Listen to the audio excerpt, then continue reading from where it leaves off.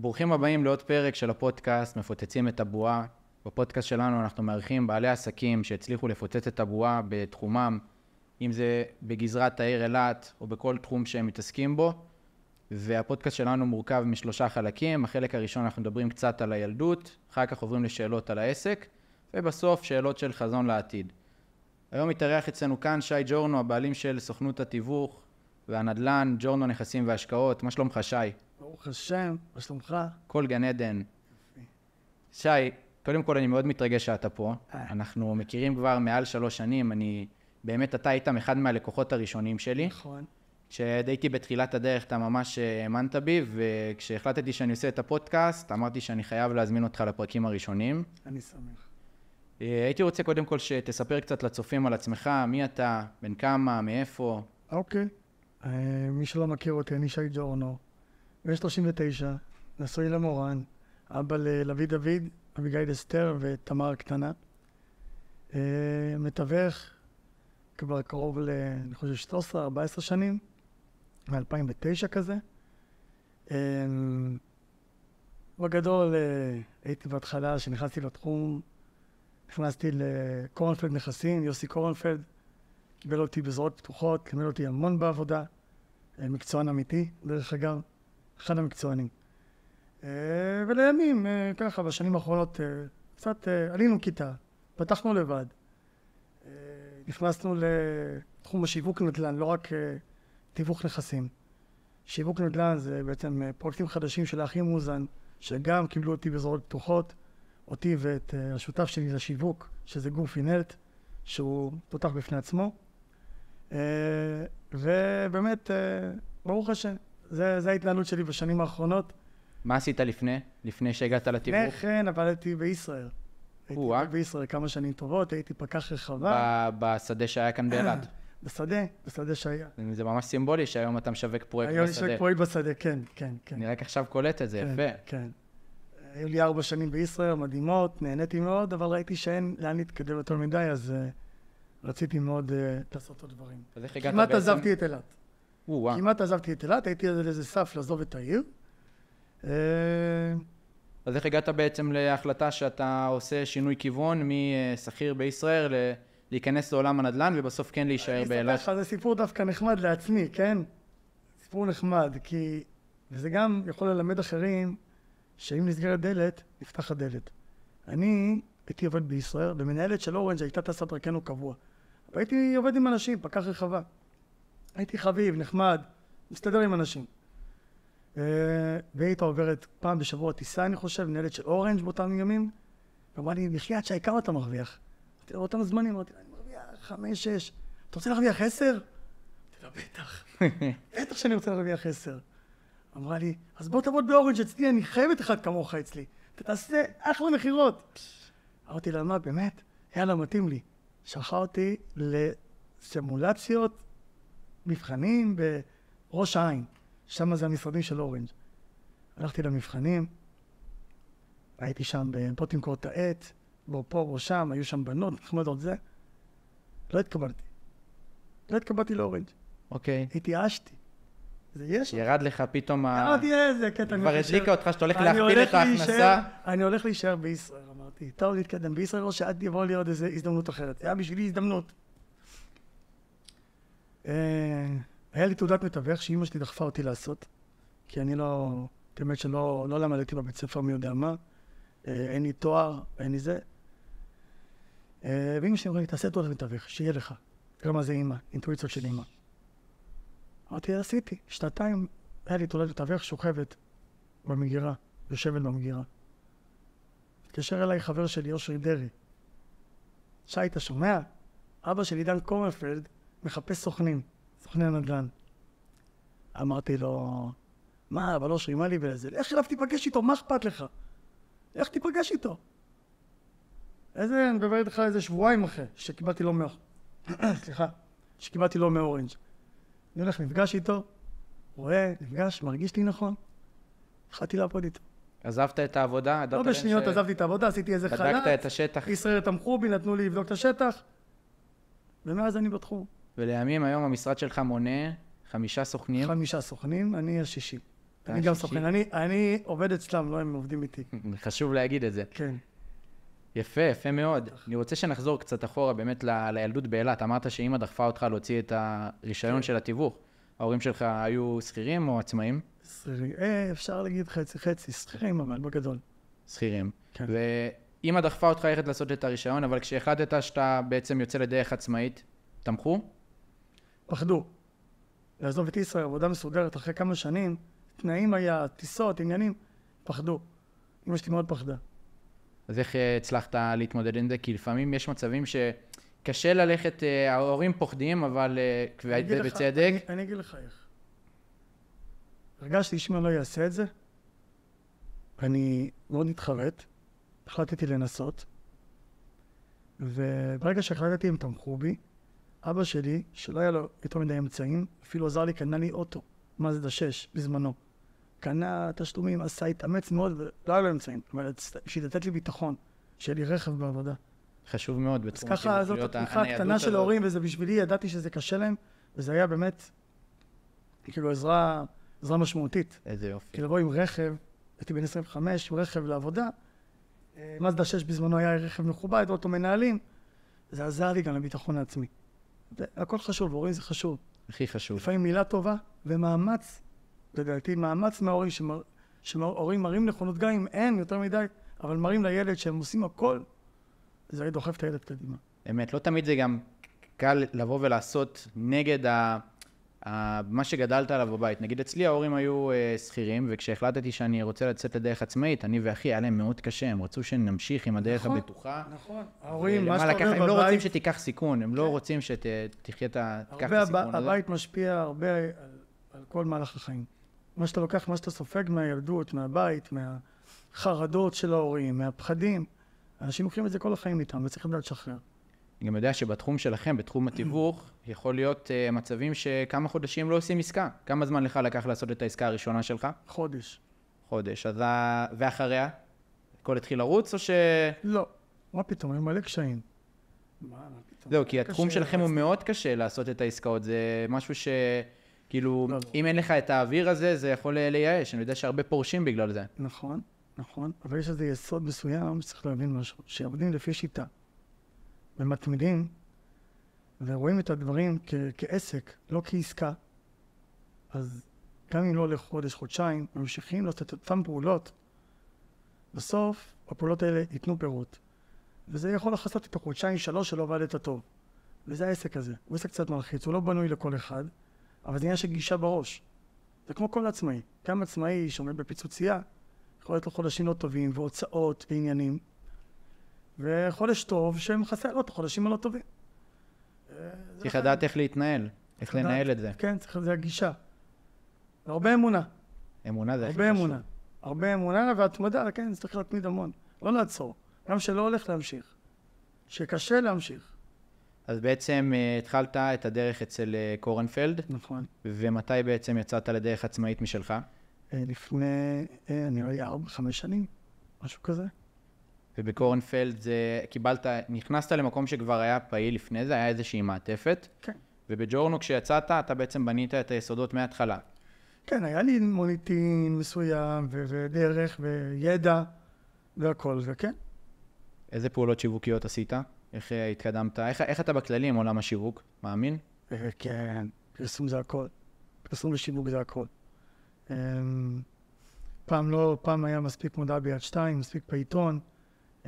לקוחות היו פונים למתווכים ישירות. היום במדיה הלקוח יכול להגיע להמון המון מקורות מידע, גם בלי תיווך.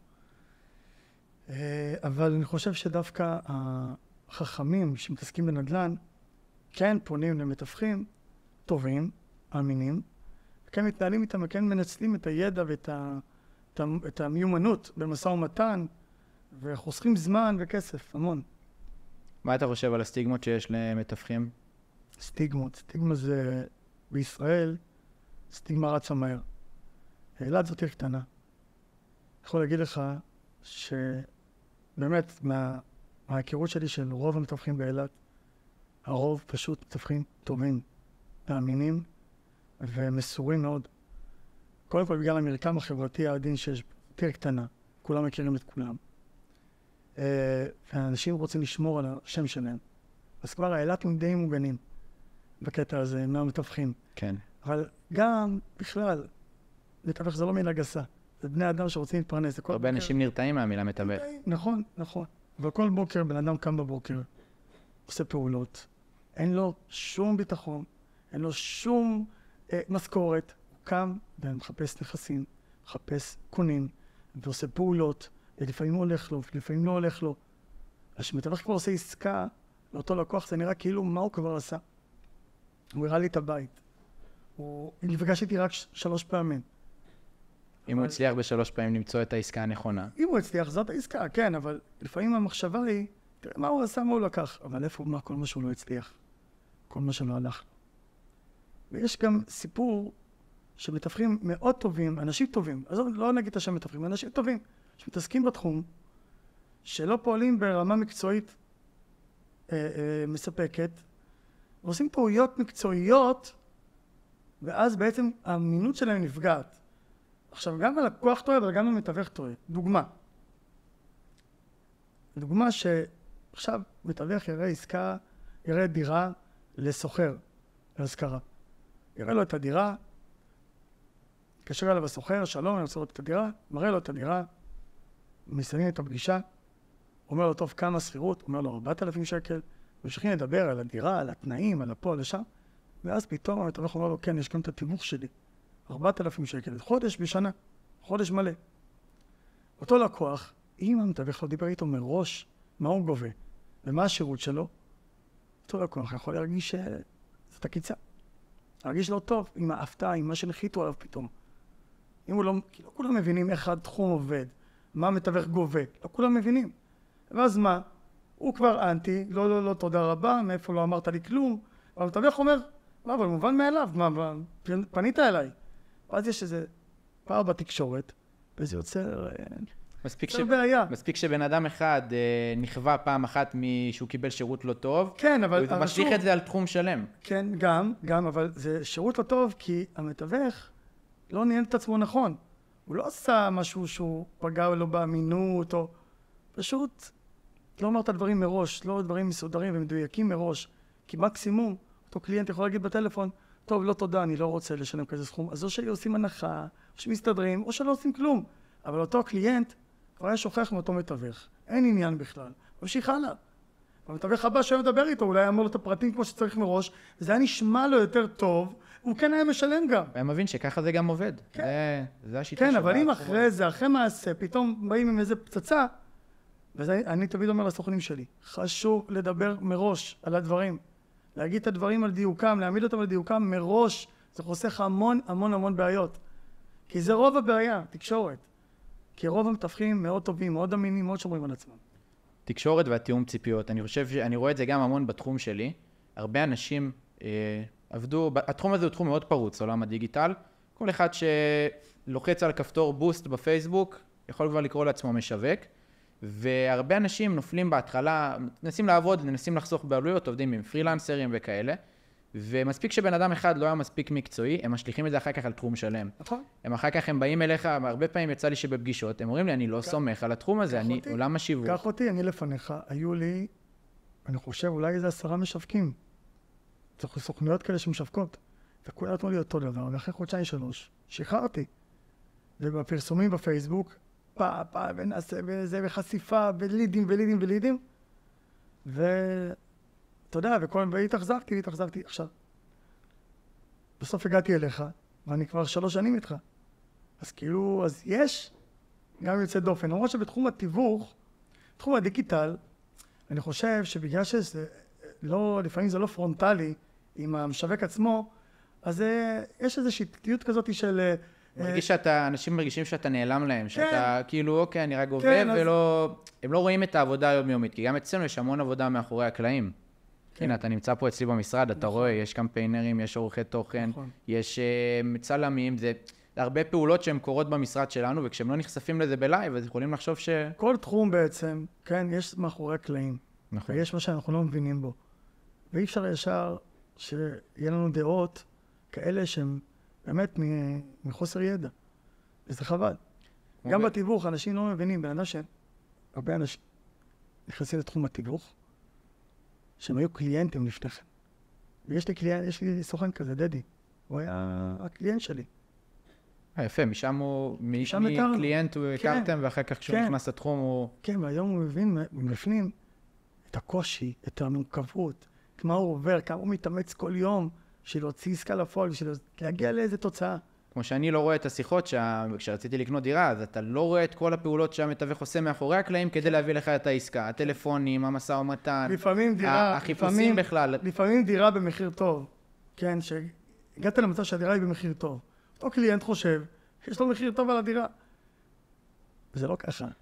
מה עברת עם המוכר, איזה שיחות, בשביל להוריד אותו למחיר הנכון, כמה עברנו, כמה פעמים הראיתי את הדירה, שהמוכר בסוף יש לי עם זה, אוקיי, באו כבר 10 קליינטים, 15 קליינטים, לא נמכר. רק אחרי זה יש הורדת מחיר. אותו קליינט שמגיע בזמן הנכון, במומנט הנכון, נהנה מהורדת מחיר. אתה מבין?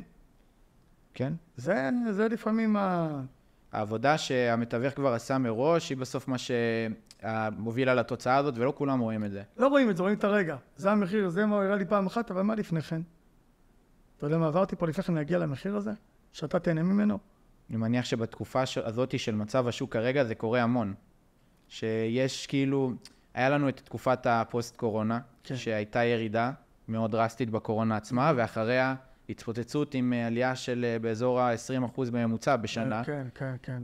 והיה באמת האייפ, והיום אנחנו שוב חווים איזושהי רגיעה אחרי העלות של הריביות. יש שם רגיעה, הריבית משפיעה, יש, כן, השוק יותר צונן, וזה בסדר, צריך גם לעבור את התקופות האלה, ולעבוד יותר קשה בתקופות האלה, בתחום שלי.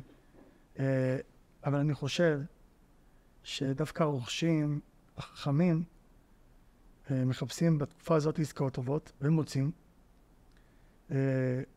כל עניין הזה של דירה חדשה מקבלן, היא גם משהו שהוא הזדמנות, כי אתה לא נפגש עם המשכנתא היום, עם הריבית היום, רק עוד 2, 3, תלוי איזה פרויקט, ואז יש לך גם יכול להיות, הלקוח יכול ליהנות מעליית ערך של הנכס, וגם להיפגש עם ריבית יותר נמוכה. אנחנו היום בשוק של רוכשים, אפשר לומר, השוק הוא יותר לטובת הרוכשים. כן, ורוכשים צריכים לנצל את זה, לא לחכות, עוד פעם, זו דעתי. לא לחכות שירד המחירים עוד, ואז אני אבוא. כי יכול להיות מצב שאתה תחכה, בסוף. אני חושב שאם אתה לא תתפוס את הרכבת, תהיה מאוחר מדי. כי כשזה ישתחרר, כמו שראינו בקורונה, זה משתחרר במהירות. אין זמן לנדל"ן מסוים. תמיד זה זמן לנדל"ן. ובכל תקופה גם אפשר למצוא את הזמן למצוא את העסקה. אתה לא צריך להסתכל על זה פר תקופה, אלא פר עסקה. אם יש עסקה שהיא טובה, פשוט צריך להתאים אותה למצב השוק. לאותה תקופה, לדעת שאתה קונה אותה במחיר מספיק נכון, לאותה תקופה, שבעצם מצמצמת את הסיכונים לירידת ערך או עליית ערך. כן. תראה, בגלל שאני מוקף, גם במשרד של 6 סוכנים, שאני איתם בקשר יומיומי עם הסוכנים שלך, ואיתך כבר 3 שנים, וגם שאני עובד עם יועצת משכנתאות שהיא מרגישה את השטח.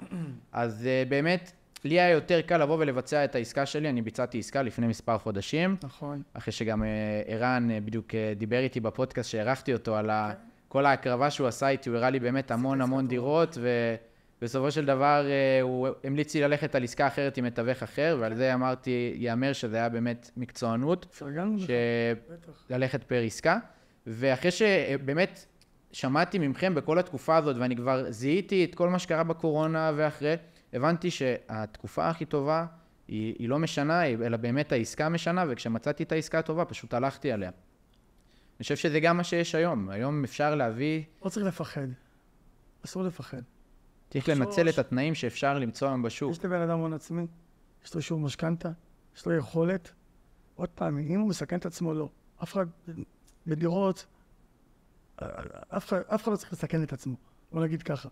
זה לא עסק שאם עכשיו ילך לך, אז יופי, אז עשית יופי של עסק. זה דירה. אם יש מצב, יש אפשרות, לא לחשוש. אני מכיר אנשים עם הון עצמי של קרוב ל1,000,000 שקל, שיושב בבנק כבר שנים. לא עושים איתו כלום. מפחדים לקנות. יש כאלה, מפחדים לקנות, לשים את הכסף, הנכס אולי ירד המחיר. אם היו עושים, בשנים האחרונות, עם הכסף הזה, הם היו הופכים את ה1,000,000 הזה אולי ל2, מכפילים אותו.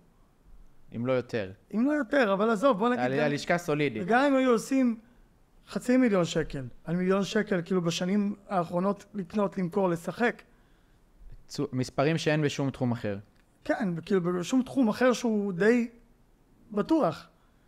לא בורסה ולא עסקים, פתחת, לא הלך לך, סגרת, הפסדת כסף, זה דירות, זה נדל"ן.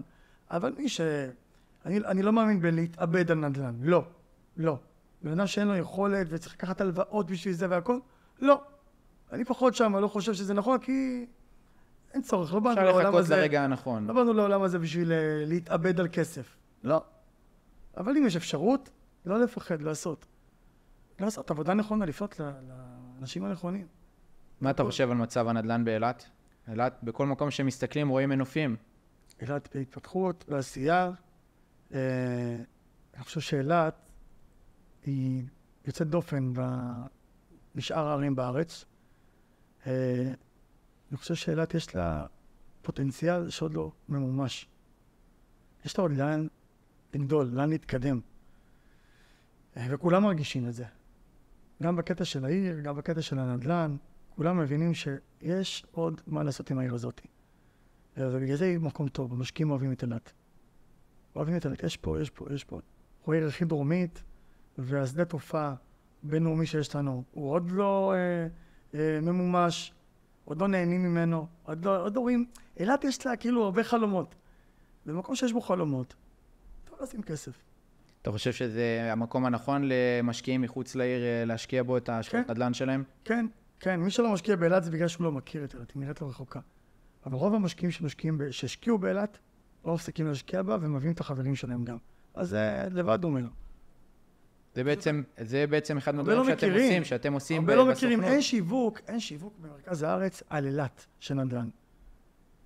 אין שיווק במרכז הארץ, אבל מקצועי, כאילו ממש, כאילו משרד שמה שעובד לשווק את אילת. כי אם היה שם כזה משרד שיושב במרכז הארץ, שווק את אילת, כי התשואה פה היא התשואה הכי טובה בארץ. אין מתחרים.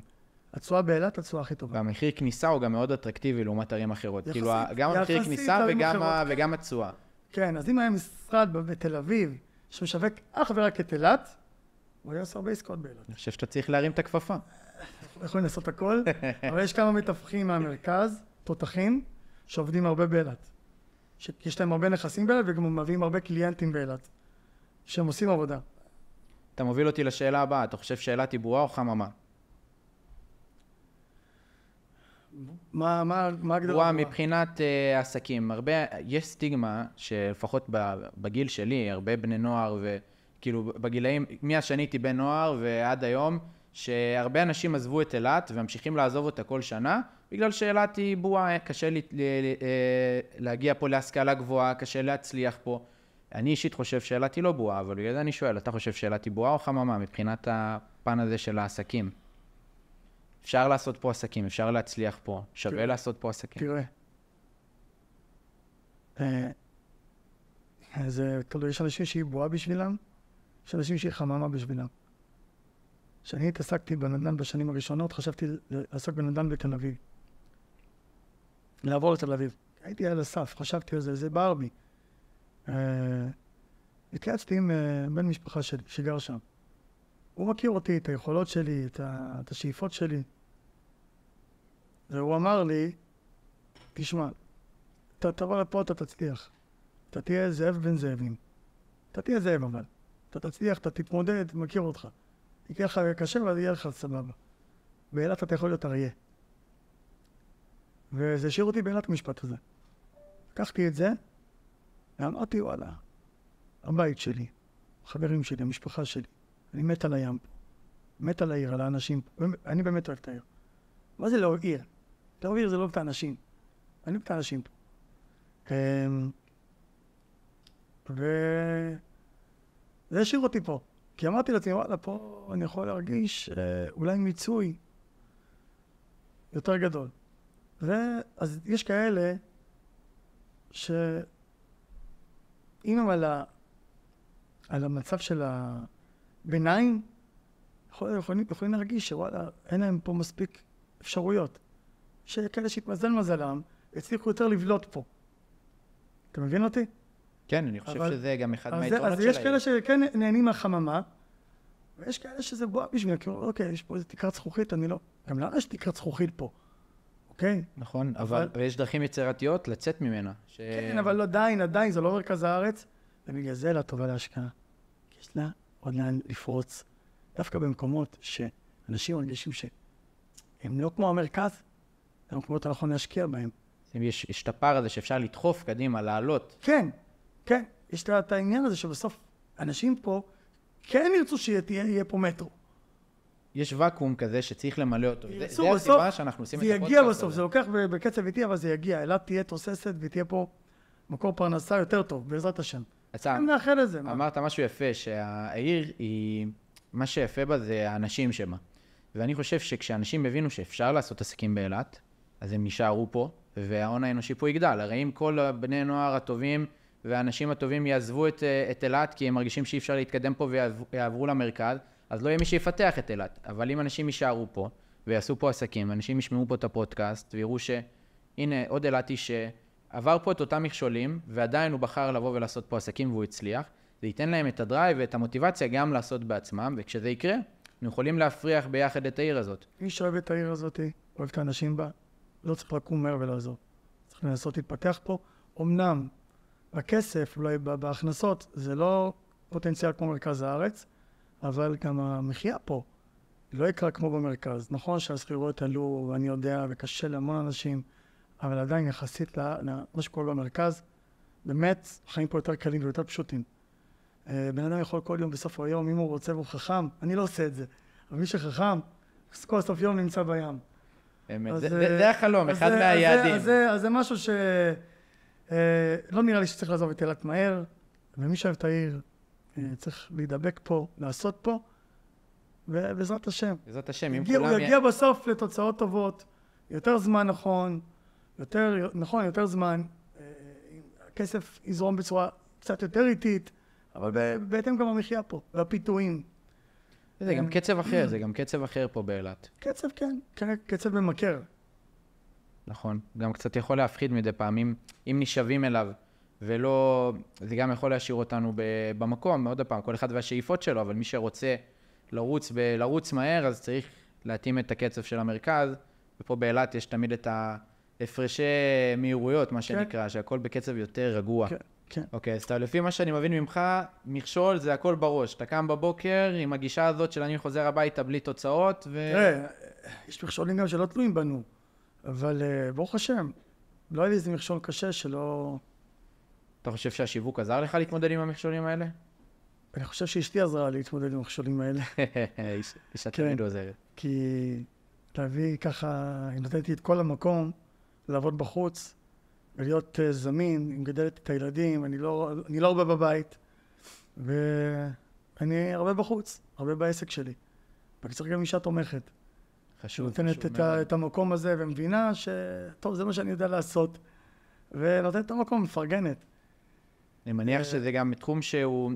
אין לך שעות עבודה מוגדרות הרי, כי זה תחום שיכול להיות, עכשיו נכנסת עסקה, עכשיו יש לקוח. בוא נדבר איתך אורגן. אני יוצא בבוקר, אני חוזר ב8 בערב, אם אני חוזר ב8. אז נכון, בצהריים אני בא הביתה, אוכל צהריים, רואה את הילדים, הכל טוב. שבת אני עם המשפחה, כמובן. אבל אין איזה שעות. במיוחד שיש סוכנים, במיוחד שיש יזמים, שאתה משווק פרויקטים, אין לזה, אין. כי עדיף לי לפעמים לא לחזור הביתה. כי לפעמים אני בבית, ויש טלפון שאני חייב לענות לו, ואשתי רואה אותי והילדים רואים אותי ואני יוצא לחצר וחצי שעה שיחה. אז זה יותר מרגיז אותם. כן, שאתה פה אבל לא פה. אבא, שייט, קוראים לי, זה... עדיף לסיים את היום. הפה ולא פה הזה הוא לפעמים יותר קשה. כן. דיברת על הפרויקטים, אז באמת היום אתם משווקים את הפרויקטים של האחים אוזן באילת. ספר לנו קצת על הפרויקטים. יש לנו פרויקט מדהים ברובע 10, מגורי יוקרה ל-60 פלוס. בחרנו כבר יותר מחצי מהפרויקט הזה בכמה חודשים. שלזל מזלנו, ובאמת, ברוך השם, זה הולך לנו טוב. פרויקט יוקרה זה בית מלון בשכונת שחמון. מותאם לגילי 60 פלוס. ממש הולך להיות קהילתי ויפה, זהו, אני באמת מקווה. פרויקט, אני רואה שהוא מתקדם מיום ליום. אנחנו בכל שבוע כשאנחנו נפגשים, ברמה ממש יפה, כן. אנחנו כבר, כמה קומות נבנו? כבר יש את כל השלד מוכן. כל השלד מוכן. כן. וחצי מהפרויקט נמכר. כן. יש צפי? לסיום? כן. שנה וחצי. משהו כזה. מתקדמים בקצב מהיר, יאמר לזכות הקבלנים. כן, כן, כן. ויש את השדה. השדה זה פריים לוקיישן. השדה זה גם בשורה לאילת. וזה לדעתי זה החזון הבא. זאת אומרת של אילת. המיקום הזה, האטרקציות, המלונאות והתיירות, שוק אוכל, כמו שכולם שמעו, מרכז קונגרסים, ונראה לי שיהיה עוד הרבה הפתעות שם. אתה חושב שזה הולך לשנות את פניה של העיר, המתחמים בשילוב גם של התיירות? תראה, כל מי שהולך להיכנס לכביש 90 מאילת, הולך לקבל את הפצצה הזאת בפנים. גם דיור, גם מלונאות, גם אטרקציות. זה משפיע. זה נכנס, הוא רואה משהו חדש, זה כמו בשבילו, כמו עיר חדשה. עוד 5 שנים מהיום, בעזרת השם. אני חושב שיהיה מעניין מאוד. והפרויקט הזה בעצם... אילת צריכים לשמוח מזה, כי אילת באמת בקטע הזה, זה מאוד משמעותי, השטח הזה של השדה, מאוד משמעותי. הפרויקט הזה הוא הפרויקט הכי גדול של הכי מוזן? באילת, כן. כמה דירות? הכי מוזן, יש להם פרויקטים בכל הארץ, בונים אלפי יחידות. אבל באילת הוא הכי גדול, כן. 330 יחידות. זה גם הכי גדול משאר הפרויקטים שנבנים? אני חושב שכן. אוקיי. אני חושב שכן. איפה אתה רואה אז באמת את אילת עוד 5 שנים? וואלה, תראה. לא יודע, אני חושב שיהיה טוב. לא משנה מה יהיה טוב. תמשיך להיות בתנופה ובגדילה, גם בנדלן? אנשים צריכים להסתכל אחורה כל הזמן. איך היה ומה היום. להעריך את מה שיש. ולא מתקדמת, הכל בסדר.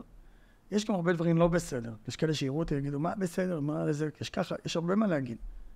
לא נפרט פה, אני לא בהנהגה של העיר ולא שואף, וגם לא, אבל אני חושב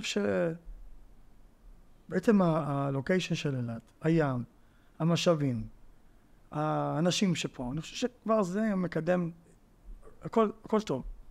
הכל ילך לכיוונים טובים, אבל כן, ברור שאם יהיה את ההחלטות הנכונות ואת הקידומים הנכונים, ויותר שיקלו, באילת שיותר יקלו על הקידום שלה, אז כן, זה יכול להאיץ את התהליך, שיהיה פה יותר טוב, יותר מהר, אבל הכל טוב.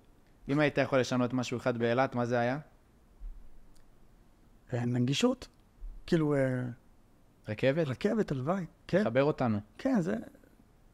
כן. זה הרבה אומרים שמאז שהוציאו את השדה מאילת... אתה אומר קזינו אפילו. כן. קזינו זה יכול להיות משהו שהוא לא תמיד חיובי, כמו שכולם יודעים. זאת אומרת, החיבור למרכז קודם כל יקל, וקזינו זה יכול להיות אקסטרה, אבל קזינו, גם הקזינו יכול להביא איתו דברים משקלים. רכבת כבר תעשה יופי של עבודה, הלוואי אמן. אתה יודע, אתם מוכרים עכשיו את הדירות בשדה, והמון אנשים אומרים שבגלל שהשדה יצא מהעיר, אילת התנתקה, הלכה אחורה. עכשיו, בטווח הקצר, אם מסתכלים על זה בטווח הקצר, זה יכול להיות באמת אולי שזאת התחושה, אבל בטווח הרחוק, עם כל מה שבונים בשדה, אני חושב שדווקא זה ישדרג את העיר. מה זאת אומרת אילת הלכה אחורה? כאילו שניתקו אותנו. פעם היה הרבה יותר נגיש, יכולת לטוס מהשדה שהוא היה בלב העיר, הוא חיבר את אילת. והרבה כאילו, מאז שהרחיקו את השדה, חושבים שזה ניתן גם את אילת משאר הארץ. כל דבר יש יתרון וחיסרון. היה יתרון גדול שהשדה היה בתוך העיר. קודם כל זה נתן אחלה אווירה של חופש לכולם. נכון. גם מי שנחת באילת וגם אנחנו כאילתים, עיר תיירות, אתה רואה מטוסים. גדלנו על זה, שאתה רואה את המטוסים. אתה רואה הרקיע, ברור, שמע, זה עושה את זה. זה חדודה גם לטוס לחו"ל, גם... כולם, זה חיים. הייתי עובד בפנינת אילת והייתי מסתכל על המטוסים והייתי יודע שעכשיו המטוס הזה עוד חצי שעה אצלי בא לקנות. חיים, זה גורם נותן אווירה. זה היה מוצלח בקטע הזה. אבל גם מגביל את קודם כל כבישים, הכל נפתח, יש יתרונות וחסרונות. וגם השדה הבינלאומי, אם הוא ייתן באמת את אותותיו, באמת בסוף יהיה ממנו, הוא יניב פרי בסוף, זה יכול להיות עוד קפיצה לאילת. אז יש יתרון וחיסרון בכל דבר, צריך לראות את הטוב, כבר זה קרה, כבר זה היה, צריך לרוץ קדימה. ואני גם אומר לכל אחד, כל מי שאילת היא אמיתי, כן? צריך לדעת לשווק את אילת. אתה רוצה שאילת תצליח, תפרח, תשווק אותה טוב, תדבר טוב על העיר. אנחנו שגרירים. תדבר טוב על המקום, תהנה מהמקום. לא טוב, החלך. אמת. אבל אתה פה, אתה נמצא פה, אל תהיה ממורמר. תעוף על העיר שלך. חשוב מאוד, אנשים נחשפים לאילתים, ובסופו של דבר כשאילתי אומר לחבר שלו בצפון שרק דברים שלי על אילת, הוא מרחיק אותו, למה שהתייר ירצה להגיע לפה? אם אתה חי באילת ואתה אוהב לחיות בה, תפרט למה. יש פה המון למה. עכשיו יש פה מלא באנשים עצמאיים, כן, יש לנו הרבה מה להגיד על העיר, יש פה הרבה יתרונות. אילת זה או שאתה אוהב אותה, או שאתה לא מתחבר אליה בכלל. אבל מי שאוהב אותה... לא יכול לצאת. כן, תגיד לו במרכז יש לי חברים שעברו לפה ממרכז, כאילו, בשבילם זה גן עדן. העתיקו את כל המשפחה לפה. נכון, גם אצלי זה קרה. כן. אני רוצה שנעבור לקצת שאלות חזון לעתיד. איפה אתה רואה את העסק בעוד 5 שנים מהיום?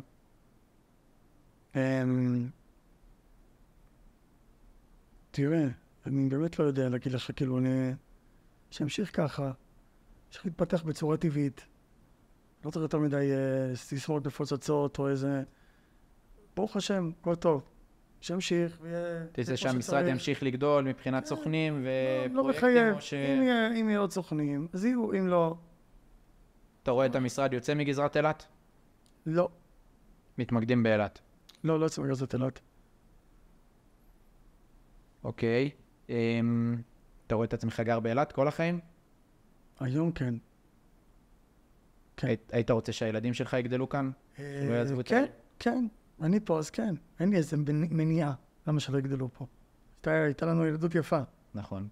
היה לנו אחלה ילדות, נהנינו, גם חונכנו טוב.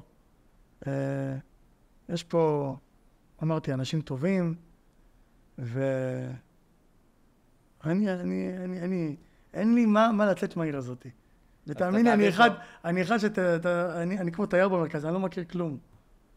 לא מתמצא ברכבות. לא מתמצא, לא יודע מקומות, לא כלום, ואולי אני כזה אנטיקה, אני לא יודע. אני לא...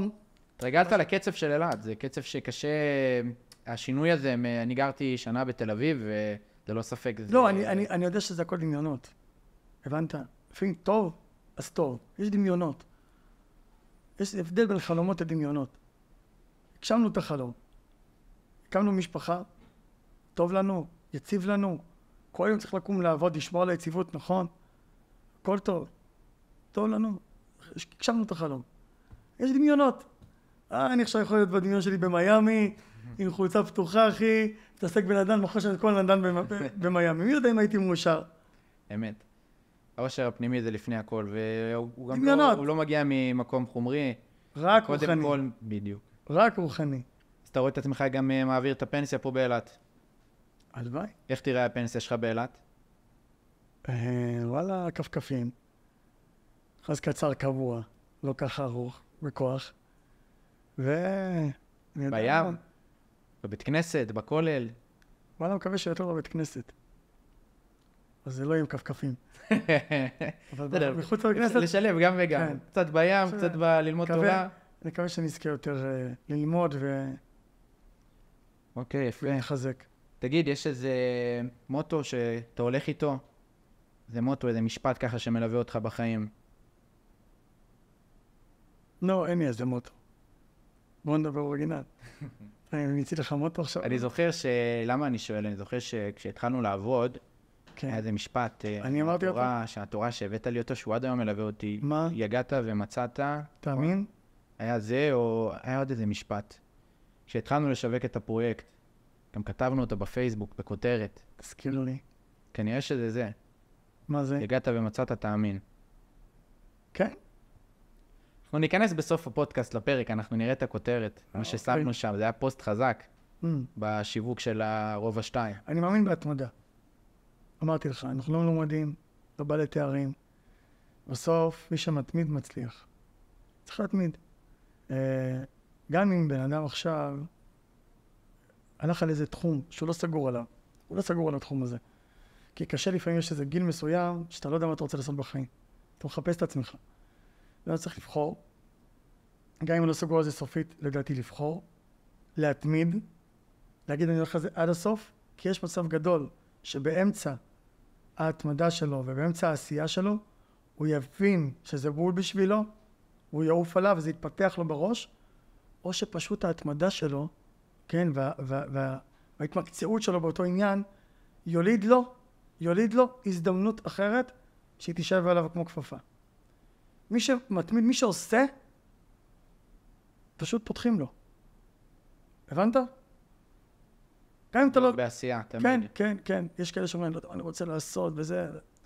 צריך לבחור ולעשות, כי אין ברירה. קודם כל אין ברירה. אתה צריך לבחור, אין זמן. אין זמן, טק, טק, טק, טק. תבחר, תעשה. תהיה טוב במה שאתה עושה, גם אם אתה לא סגור על זה סופית שזה מה שאתה אוהב. אבל זה יפתח לך את הראש. גם תוך כדי תגלה. זה יפתח לך את הראש, אם זה בשבילך או לא בשבילך, כי גם לא על התחום, אבל לא שאתה מוותר על התחום מהר.